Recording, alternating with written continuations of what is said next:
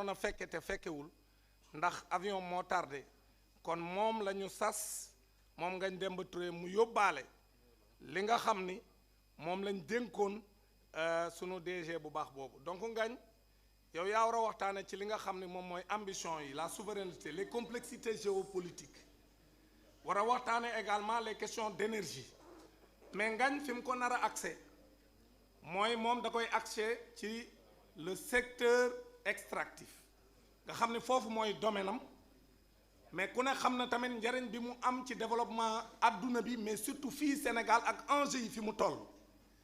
kon Ngagne Demba dina waxtaane ci li nga xam ne moom moo jëm ci mbirum énergie ak mine ak lépp li nga xam ne moom la lambool donc de manière claire sur le secteur extractif donc Ngagne ñu ngi lay jébbal parole bi di la wax ne na waxtaan wi dañoo bëgg parce que xam-xam boo ko see am langue bu ñu la ko mën a sottiloo rek mën ko cee sotti te wóolu nañ la bul ko sotti rek ci tubaab sotti ko ci wolof ak tubaab ba nga xam ne fii ku fi jóge dina ni lañ doon waxtaane kat lii la ñun ñëpp mu leer suñu bopp parce que li am solo rek mooy xam-xam bi jàll langue bi nga koy jàlle amul solo li am solo mooy xam-xam bi te nit ñi naw nañ sa xam-xam moo tax ñu jël la boole la ci waxtaan wu amee nii solo parce que ku xam Moncap xam ne bu ñuy tànn mën nañoo takk seen i bët tànn te ku ñu tànn rek li ñu koy def loo mën na koo def kon Ngagne ñu ngi lay jox parole bi di la sant di la asalaamaaleykum mbooloo mi maa ngi nuyu ñëpp ñi fi teew ku nekk ci turam ak santam di tàmbalee kàddu yi nag ci nuyu kilifa yi fi teew ci turu parti bi ak ci turu état su ma waxee ci turu parti bi nag maa ngi jiital le vice-président Abbas Fall teg ci le secrétaire général Ayib Daffé ci wàllum état nag maa ngi nuyu les ministres qui sont là le ministre Aliou Sall ministre de la communication des télécommunications et du numérique le ministre de la pêche et de l'économie maritime docteur Fatou Diouf le ministre secrétaire d'État au Sénégalais de l'extérieur Amadou Chérif Diouf mon grand frère di nuyu le ministre Alioune Badara Dione ministre de la microfinance et de l'économie sociale et solidaire bu loolu weesoo ma nuyu tous les directeurs généraux yi fi teew ak honorable député yu teew fii ku ci mel ni Fatou Cissé Goudiaby ak honorable député Samba Diouf ak ñëpp ñu fi teew ci assemblée nationale di nuyu les présidents de conseil d'administration ou de conseil d'orientation yi nga xam ne teew nañu fii ci jotaay bi jafe na lool nag ñi war a wax ci kanamu ay boroom xam-xam ndax li ma jàpp mooy peuple sénégalais bii nga xam ne bu njëkk ñi dañu jàppoon ne acteur politique mooy ki dàq wax lu dul dëgg walla ki dàq génne xaalis jox askan wi pour ñu votel ko ñu dem ba askan wi votel benn candidat muy le président Bassirou Diomaye Diakhar Faye ànd ak le président Ousmane Sonko en 2024 dès le premier tour ñu fal leen li ko indi mooy peuple boobu ñun ñii di wax ak moom moo ñu gën a xam li xew loolu moom lu am solo la kon wax déjà ci kanamu peuple sénégalais rek yombul waaye wax ci kanamu les cadres du parti Pastef les patriotes ak ci kanamu kilifa yi nga xam ne teew nañu fii muy panélistes yi ak ñeneen waaye dinañ jéem rek wax ci environnement international bi ñuy dund mooy ci ban àdduna nañu nekk àdduna bu ñu nekk nag àdduna la boo xam ne c'est un monde chrysogène maanaam monde bu am ay crise la mën naa ne thème bi suñu ko doon reformuler dañuy wax ne le Sénégal à l'épreuve des grands bouleversements mondiaux comment réussir le pari de la souveraineté dans le secteur extractif secteur extractif nag suñ koy wax mooy lépp lu ñuy jéqee ci suuf walla ci géej ci ay mbell te yàlla baaxee ko doomu aadama yi dinañ ñëw ci thème bi ci ñetti point premier point bu ñuy njëkk a développer mooy wax ci ban contexte international le monde bi nekk nga xam ne doyen revenir na ci lu am solo muy ambassadeur ñaareel bi mooy contexte boobu ñu nekk te ma wax ne c'est un contexte de crise yan impact la am ci dëkku Afrique yi en général mais sur le Sénégal en particulier. Et là on va faire un focus sur le secteur énergétique et sur le secteur extractif. Enfin ñi wax ci lan nañu jàpp ne mooy pexe yu suñuy état war a def pour d'abord ñu atténuer crise yooyu ñu wàññi ko maanaam choc bi mu waroon def ci ñun mu wàññeeku waaye ñu fexe ba aar suñu bopp ba fu crise mënatee am ci ñu mel ni yu am nii suñuy réew am capacité pour mun ko dékku. Monde bi nag monde la bu am ay yëngu-yëngu te sax doomu aadama bi ko yàlla bindee mu wàcc ci kaw suuf nañu xam ne suuf du kërum noflaay kërum coono la. nañu xam ni aussi àdduna yàlla dafa yàgg a def mu am ay prédateurs moo tax yàlla bi mu daan bind maam aadama malaaka yi laaj ko atajalu fiha man yufsidu fiha wa yasfiku dimaa wa nahnu nusabbihu bihamdika wa nuqaddisu lak. Est-ce que da nga nar a wàccee ci kaw suuf koo xam ne dafay yàq suuf di tuur deret yi te ñun ñu ngi lay sàbbal? yàlla ne leen xam naa lu ngeen xamut. moo waral beneen aaya di wax walaw laa dafa'ullahi nnaasa ba'dahum bi ba'din la fasadatil ard. su dul woon yàlla dafa am ay nit yu mu yebal wàccee leen pour ñu jëflanteeg ña nga xam ne dañuy jug pour yàq konoon àdduna bi yàqu na. li ma bëgg a wax mooy bu ñu analyser histoire àdduna bi de façon chronologique période yi nga xam ne àdduna bi ci jàmm la am mooy période yu gën a néew. surtout nag bi doomu aadama demee ba xarale yi muy jëfandikoo mu gën ko ñoŋal nit gën a mën a am doole développer arme boo xam ne mën na anéantir tout un peuple. nit mën a détenir ay moyens de communication yoo xam ne mën na jokkoo nit ci ay milliers de kilomètres. nit mën a toog sur le plan technologique mu mën a am contrôle sur des millions de personnes ou des milliards de personnes. kon àdduna boobu mënul yomb. crise yooyu nag ak bouleversement yooyu am na yoo xam ne c'est d'ordre militaire. gis nañu diggante Russie ak Ukraine guerre bi tàmbali 2022. gis nañu tey Moyen-Orient nga xam ni mun nañ ne depuis 1948 newul ci jàmm. waaye bi Israël ak États-Unis songee Iran mun nañ ne Iran li mu njëkk a réussir ci stratégie mooy en faire un conflit régional. waaye léegi nekkatul conflit régional mun nañ ne conflit à répercussion internationale la maanaam ñépp a ko yëg ci àdduna bi. sur le plan économique et commercial gis nañu ay guerre commerciale yu métti entre États-Unis ak Chine. tey gis ngeen visite d'état bi nga xam ne moom la Donald Trump dem dafi Chine bërki démb tàmbali ko. waaye la guerre des tarifs douaniers ku nekk di taxer sa morom pour bëgg a ñàkk sa économie pour protéger say entreprise. beneen bi nga xam ne moo caractérisé àdduna bi mooy la remise en cause du multilatéralisme et le regain ou la montée en puissance des nationalismes. mooy li ñuy wax multilatéralisme maanaam nit ñi dañu war a àndandoo di jëflante ñu bëri nga koy remettre en cause. tey bu ñu jëlee diplomatie sénégalaise depuis plus de 10 ans bu ngeen xoolee discours u Sénégal ci kanamu Nations Unies benn discours la mooy dañuy contester système de gouvernance mondiale bi par rapport ak accès au financement yi par rapport ak ni Nations Unies di doxee notamment le Conseil de sécurité. donc dëkk yu bëri commencé nañu def lu ñuy wax un repli sur soi. ngeen xool discours yi nga xam ne dañuy jàpp ne seeni réew dañoo war a moom seen bopp moo xam ñoo xam ne ay souverainiste nañ wala ñoo xam ne sax jéggi nañ souverainisme dem ba glisser ci nationalisme. parce que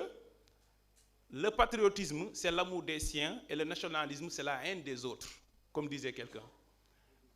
bu mu ci mën a doon ay discours la yoo xam ne ñi koy tenir fépp ci àdduna bi discours yu audible la te peuple yi ñu ngi adhéré ci loolu. ñetteel bi ci àdduna bi mooy mun nañu wax ne il y a une faillite des institutions internationales. et je donne un exemple simple. l'ONU qui a été créée en 1945 à la suite de l'échec de la SDN pour la sauvegarde de la paix et de la sécurité dans le monde est-ce que tey ONU mu ngi jouer mission ban crise moo am ci àdduna bi jamono ji ne serait-ce que pour parler yi pour nañ ko régler dem ak ñëw bi ONU nekk au cœur amul nit ñi yeneen voie alternative diplomatique nañuy aménager pour di waxtaan seen biir tey diggante Iran ak États-Unis ak Israël nit ñi dañuy dem dajaloo Afghanistan waxtaan fa beneen crise bu munti am diggante Russie ak Ukraine est-ce que l'ONU moo nekk au cœur non donc il y a une faillite des institutions internationales tey guerre commerciale bu nekk di exacerbé wu dans le monde est-ce que l'OMC joue son rôle de régulateur du commerce international la réponse elle est non donc il y a une faillite des institutions internationales beneen bi mooy une décomposition de certains blocs et une recomposition d'autres blocs tey bu fekkee Brexit am na Union européenne am ñu fa jugee muy Grande-Bretagne ñu gis accord de libre-échange bu amoon ci diggante États-Unis ak Canada di waaj a tas ñu gis ne OTAN comme disait le président Erdogan ne OTAN de mu ngi ci mort cérébrale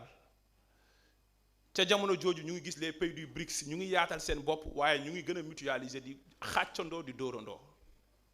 loolu nag su amee li doyen wax mooy li am mooy c'est un monde qui est devenu multipolaire mooy nekkatul ñaari pôle kese ñoo fi nekk mais ay pôles yu bari ñoo fi nekk et de plus en plus nit ñi xam nañu ne lenn moo mën a sauver état yi ak seeni peuple mooy ñu fexe ba moom seen bopp mooy souveraineté ci loolu nag ban impact la environnement international boobu am ci chaîne d'approvisionnement yi en matières premières et en intrants parce que le secteur minier est le secteur des matières premières yi usines yi di jëfandikoo pour jox ñu ñun ay produits finis ci secteur minier bi la nekk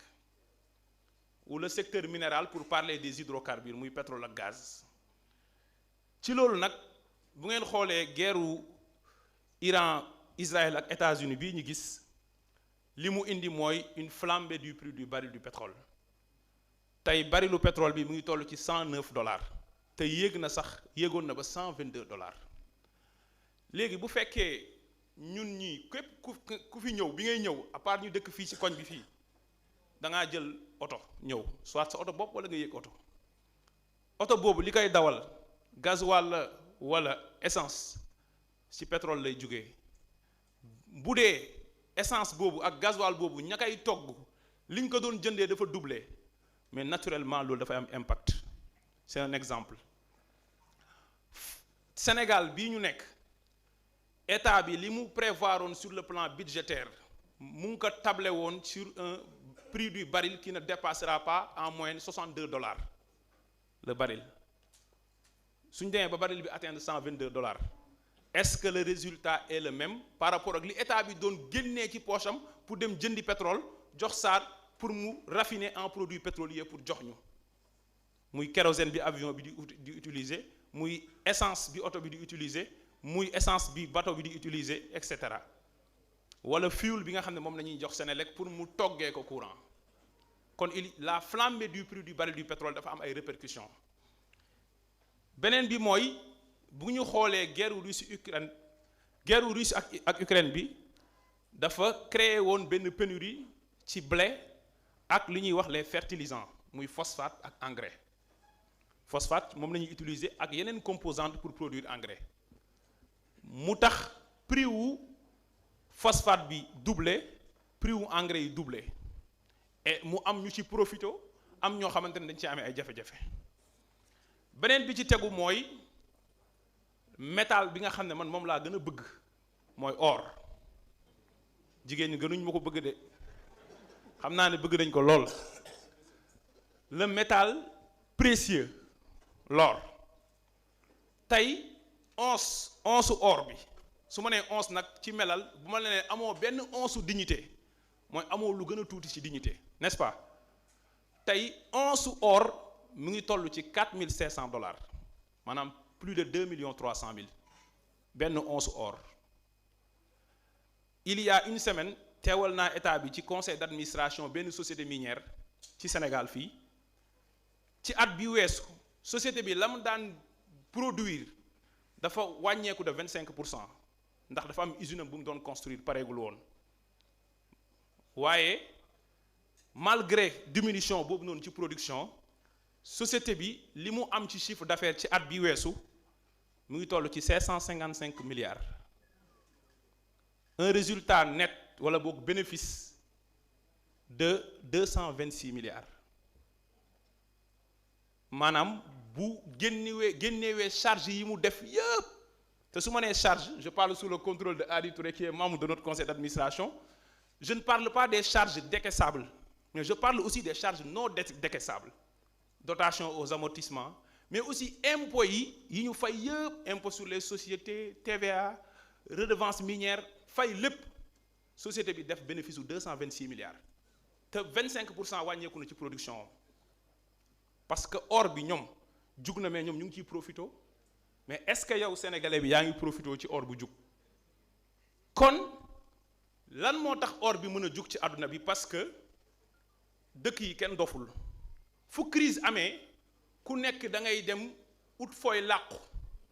te banque centrale yi bu njëkk bu crise amaan dañuy dem jëndi dollar yu bëri dañuy uti dollar yu bëri dollar bi nag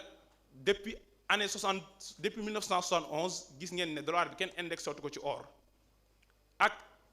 le fait que politique diplomatique américaine dafa devenir imprévisible les banques centrales dans le monde sont dans une logique de dédollarisation maanaam dañuy réduire seen dépendance du dollar loolu moo waral or bi toll fu mu toll te dëkk yi nga xam ne ñoo koy produire te moomal ko seen bopp fi mu toll nii ñu ngi gundaandaat te bu ñu jëlee 45 pays yi gën a riche ci or ci àdduna bi les 15 se trouvent en Afrique maanaam le tiers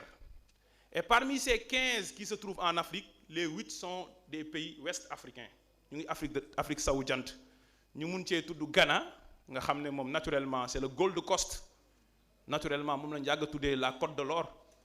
Ghana mooy premier pays africain producteur d'or mais sur le plan ouest africain Mali Burkina Côte d'Ivoire Guinée Conakry Sénégal etc. Sénégal bokk ci dëkk yooyu loolu nag mooy environnement bu ñu nekk maanaam am na une perturbation des chaînes d'approvisionnement maanaam am na ñoo xam ne tey pour ñu jot ci pétrole pour produire courant am nañ problème waaye am na yeneen matières premières yoo xam ne mu ngi jug te suñuy suufu réew am ko ca jamono jooju nañuy ñëwee ci deuxième point mooy quels sont les impacts de cet environnement international impact yi nag bi ci jiitu mooy ñu wax ni ñi muy gën a impacté mooy dëkk yi gën a vulnérable mooy ñi nga xam ne moomuñu seen bopp ci lenn bu ñu jëlee le secteur des hydrocarbures dañuy gis ne Sénégal am na dara lu tuuti lu ko ñàkk loo xam ne moo ko aar tey le Sénégal a la Société africaine de raffinage qui existe depuis 1961 SAR mooy importer pétrole bi produire ay produits pétroliers pour jox ko marché bi 50% wu produits pétroliers yooyu nekk ci marché bi muy gaz butane bi muy essence bi muy gasoil bi loolu wala kérosène bi loolu yépp SAR di ko joxe 50% la SAR di raffiner ci ay produits pétroliers yeneen 50% yi da koy importer bokkul ak dëkk boo xam ne amul benn raffinerie même produit pétrolier da koy importer parce que ki am raffinerie même su amul pétrole bu bëri wala su amul pétrole bu amee stock de sécurité bu dëgër bu crise amee moom mooy gën a prémunir par rapport dëkk boo xam ne léppam da koy importer ci ay produits pétroliers te dinañ ci ñëw ci solution yi ñu gis ni nag au plan économique dafa am fluctuation bu am ci prix wu pétrole bi comme ni ma ko waxee dafa doubler léegi nag su prix pétrole bi jugee naturellement ñi doon jënd dafay am ay pertes commerciales par rapport ak li ñu daan génnee dañuy doubler li ñu doon génnee pour jënd léegi foofu ñaari hypothèse moo mun am hypothèse boo xam ne état bi daan jegaane dafay appliquer la vérité des prix ne ay la yéwén baril bi $62 la doon jar léegi muy jar $122 wala $109 damay appliquer la vérité des prix loolu su ñu ko defee conséquence bi mooy inflation mooy am parce que bu pétrole yokkee lépp ay yokk bu ñu jëlee produits pétroliers yi kër boo dem gaz a nga fay tàkk bu ñu jëlee oto avion bateau lépp ay produits pétroliers moo koy doxal kon te loolu noonu yëpp moo nekk au cœur de l'économie parce que nag transport boo ko génnee économie jeex na kon entreprise yi énergie bi ñuy utiliser lu ci bëri ci pétrole lay jógee donte am na yeneen source d'énergie le solaire et cetera waaye Senelec biy jox courant ménage di ko jox yenn entreprise yi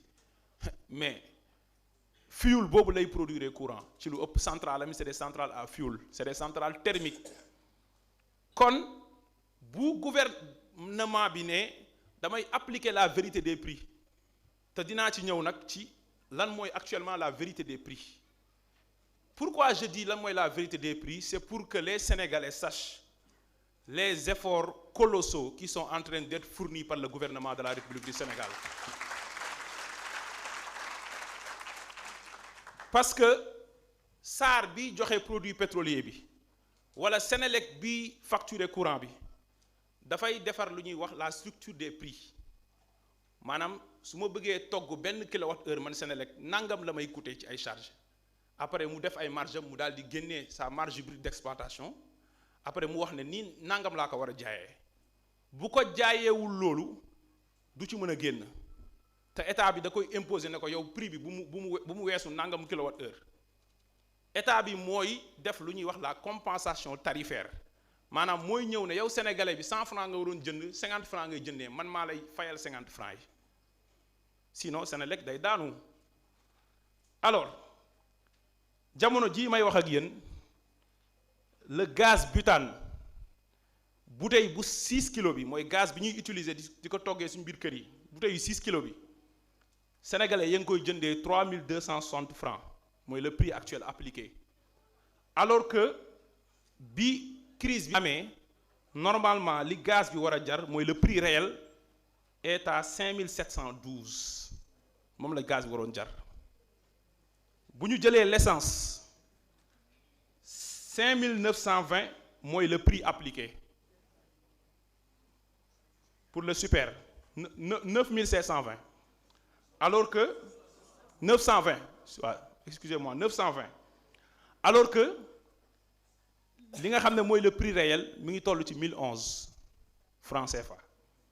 bu ñu jëlee gasoil bi 680 francs lañ koy jëndee alors que le prix réel 1140 la. kon gouvernement bi subvention bi mu continuer di maintenir moo indi tey ñiy dund situation bi ñuy dund kon loolu lu am solo la at bii ñu nekk li état bi prévoiroon ci budget ne da koy génnee ci subvention mu jëm ci secteur u énergie 250 milliards la woon avec ce niveau de subvention suñ ko arrêté wul l'état va décaisser 1000 milliards pour cette année pour les subventions ci réew moo xam ne yaa ngi war a rembourser 5437 milliards ci bor 4307 pour l'amortissement de la dette et 1150 milliards pour les intérêts et commissions fan nañu jëlee xaalis boobu moo tax sénégalais yëpp war a tàccu mais war a ànd takku derrière leur gouvernement alors su fekkee état bi appliqué wul la vérité des prix muy continuer supporter lii li muy indi naturellement mooy ay pertes commerciales yu énorme pour état bi donc dina dépenser lu bëri dina creuser le déficit budgétaire moo tax ñu jàpp ne dans les solutions laay ñëw ci troisième point bi parce que nee nañu ma 5 minutes moo des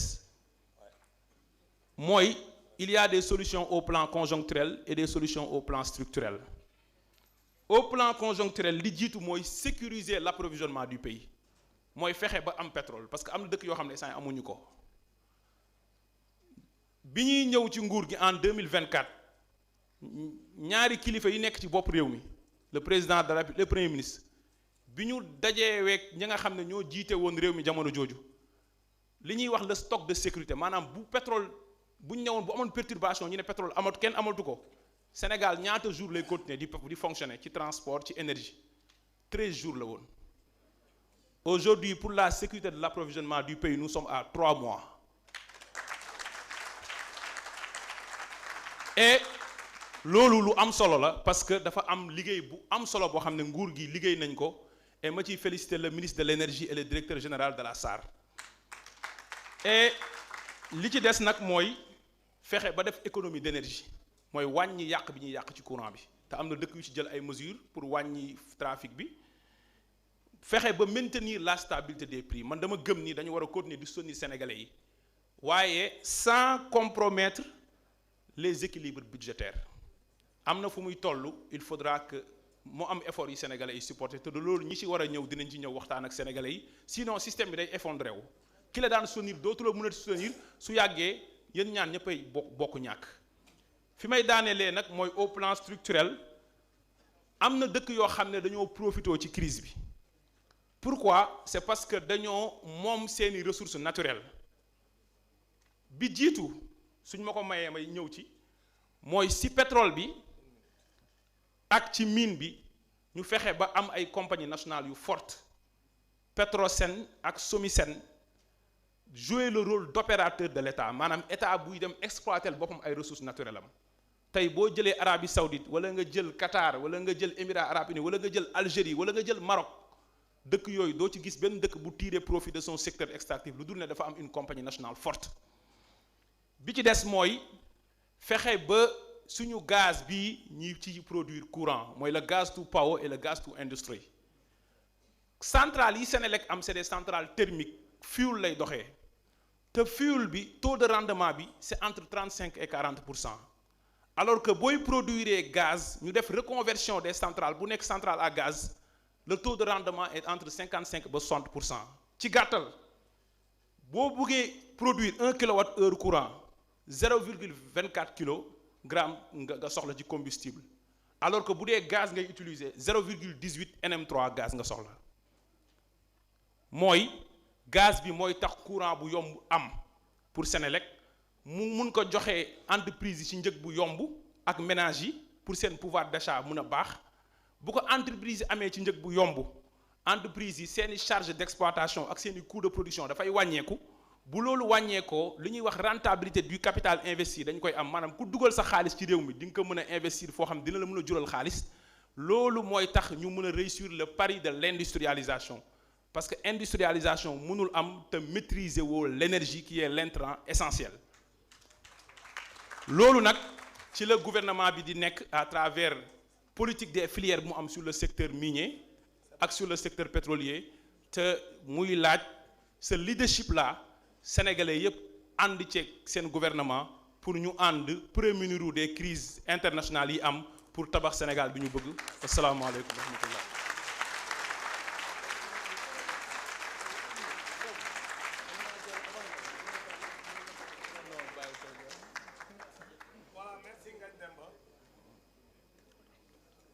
Je crois que